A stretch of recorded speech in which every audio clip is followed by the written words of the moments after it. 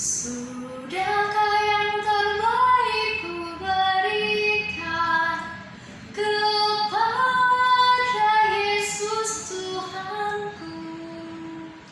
Pujian ini begitu indah. Pujian ini mengingatkan saya, saudara-saudari, sudahkah yang terbaik kita berikan kepada Tuhan kita?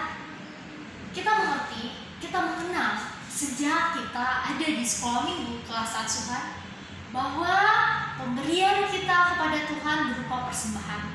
Persembahan sangat erat kaitannya dengan uang. Berapa besar yang kita berikan kepada Tuhan?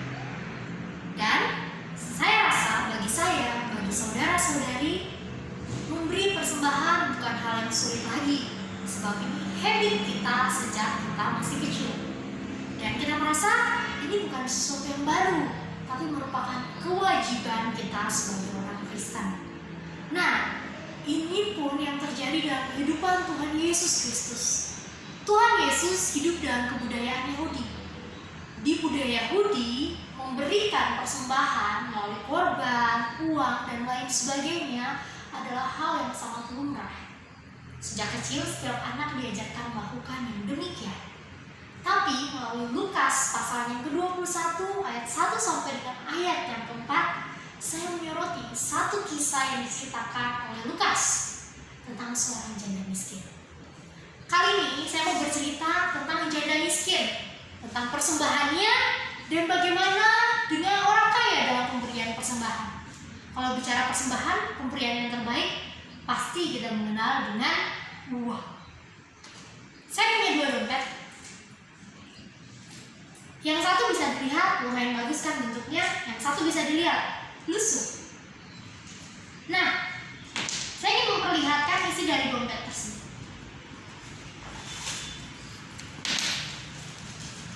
Banyak kan uang saya, sambil balik kipas-kipas nih. Banyak, ini dompet yang sebelah. Dompet yang sebelah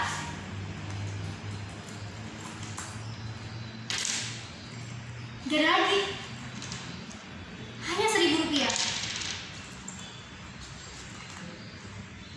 Gak ada. Ini merupakan suatu perbandingan yang mau saya ceritakan pada hari ini, di mana Tuhan Yesus ketika berada di bait Allah, dia melihat pemberian dari seorang janda. Janda yang begitu lemah. Waktu itu mengenal mata uang dengan peser dan lain sebagainya, dinar dan lain sebagainya. Kita anggap ini 2 peser. Sekarang Rp1.000, 500 tambah 500. Si janda datang pelan-pelan ke bait Allah, ke tempat kas persembahan, dan meletakkan. Semua orang mendengar, wow, dan melihat 2 peser. Sementara si kaya dengan uangnya banyak berjalan.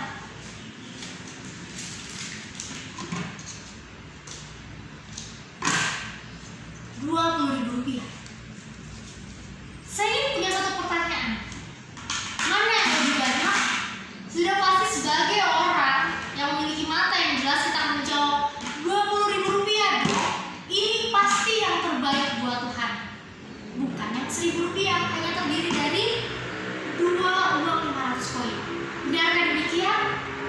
Tentu saja jawabannya tidak demikian. Tuhan Yesus menyoroti bagian ini dengan berkata bahwa pemberian yang terbaik bukan berbicara tentang jumlah, melainkan nilai. Ini poin yang pertama. Pemberian yang terbaik bukan tentang jumlah, tapi tentang nilai. Rp20.000 jumlah yang besar? Benar, besar adanya. Rp1.000 jumlah yang kecil? Iya, kecil adanya.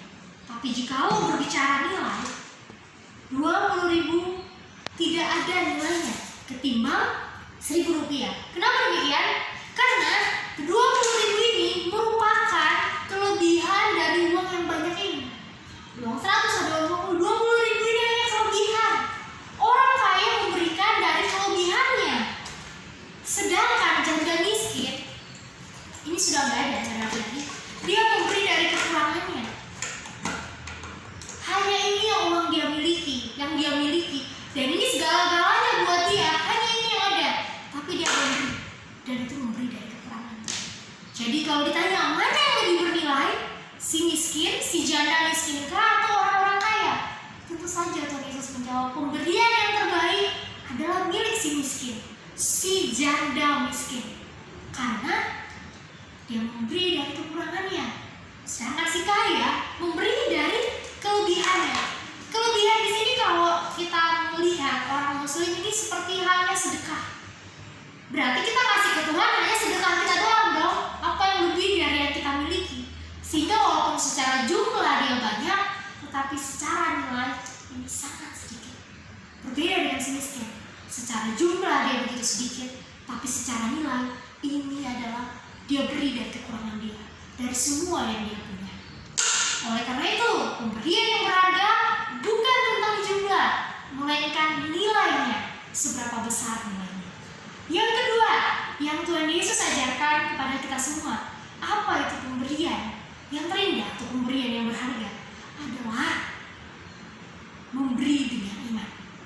Orang kaya ketika memberi 20.000 rupiah ini, dia masih punya 100, 200, 300, 400, 500, 600. Dia masih punya 600.000 di tangan dia, dan dia memberi kelebihannya 20.000. Dia percaya bahwa saya akan cukup dengan uang yang tersisa.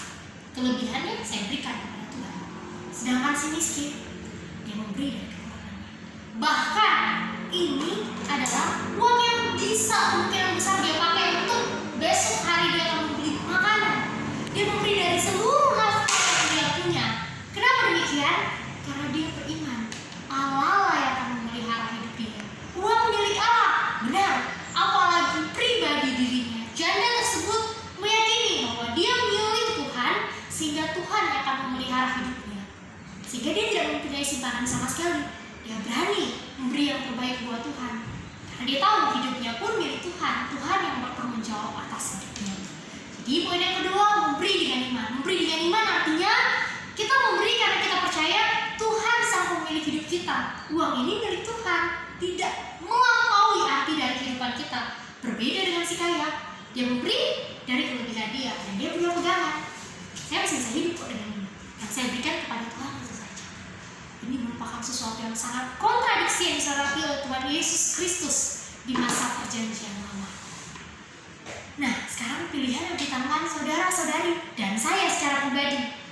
Kita akan memberikan yang terbaik dari kelebihan kita, atau kita memberikan yang terbaik dari kekurangan kita. Sebab ingat, pemberian yang terbaik bukan tentang jumlah, tapi tentang nilai. Dan yang kedua, pemberian yang terbaik adalah pemberian yang diberikan dengan iman.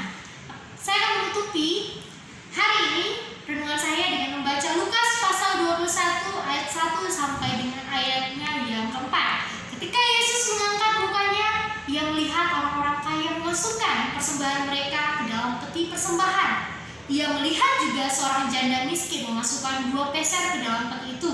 Lalu ia berkata, "Aku berkata kepadamu, sesungguhnya janda miskin ini memberi lebih banyak daripada semua orang itu.